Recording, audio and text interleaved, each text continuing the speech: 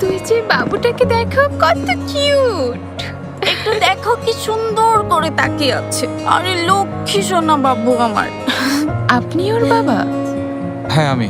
কত কিউট একটা বাচ্চা, ঠিক আপনার মতো হয়েছে। একদম ঠিক বলেছেন। ওকে আমার কাছে দাও তো। এসো সোনামণি, এসো বাবা এসো। আচ্ছা আন্টিদের বাই বলে দাও। বাই বাই আন্টিরা। Bye bye. ওয়াও, তাহলে জেলাস ফিল করেছে? তুমি কি আমাকে খোঁচা দিচ্ছ? আমার কিন্তু ঠিক এমনটাই মনে হচ্ছে মিস্টার ফাতি। আমি? হ্যাঁ তাই মনে হচ্ছে? হ্যাঁ। তুমি একটু জেলাস ফিল করছো হঠাৎ, আমার তাই মনে হচ্ছে। কি? আমি হুম হুম তোমাকে নিয়ে জেলাস? হুম হুম।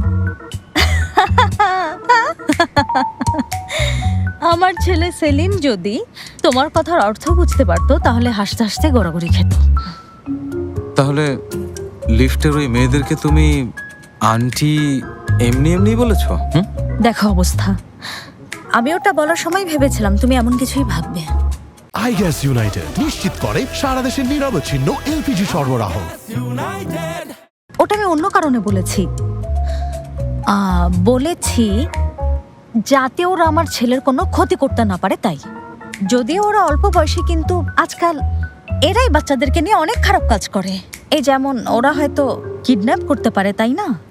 ও আরও আমার সন্তান বাবুর যেন কোনো ক্ষতি না হয় সেটা দেখা আমার দায়িত্ব, তাই আমি এমন করেছি। নিজের ছেলে বলে কথা। ও আমারও ছেলে। কিভাবে তোমার ছেলে? আমারও ছেলে। বাবা এসো দেখি, এসো শোনা। আর কি করছো? দেখেছো তুমি কিভাবে বাবার কোলে চলে এসেছে? হ্যাঁ লক্ষ্মী সোনা। ফাতি, তোমার সাথে আমার একটু কথা ছিল, এদিকে আসবে?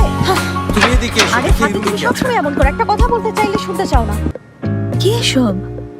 হানিমুনের রুম সাজিয়েছে। কিন্তু এটা অহেতুক একটা অপচয়। এত ফুল নষ্ট করলো। জানি বিশ্বাস করবে না, কিন্তু এই প্রথম তোমার সাথে একমত। এখানে রোমান্টিকতার কিছু নেই।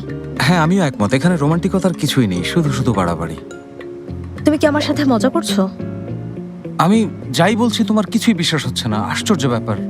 আচ্ছা, আমাদেরকে যে লোকটা নিয়ে এসেছিল ওই লোকটাকে ফোন করো, কাউকে পাঠিয়ে এগুলো পরিষ্কার করে দিতে বলো প্লিজ। এসব একদমই পছন্দ না। তাছাড়া বাবু ফ্লোর থেকে কিছু একটা তুলে মুখে দিলে পেট খারাপ হবে, আল্লাহ না করুন। তখন দেখো ছুটি কাটাতে এসে হাসপাতালে ঠিক আছে, এখন আমরা দুজন গোসলটা সেরে নিয়ে একটু ফ্রেশ হই, পরে বাকিটা দেখছি।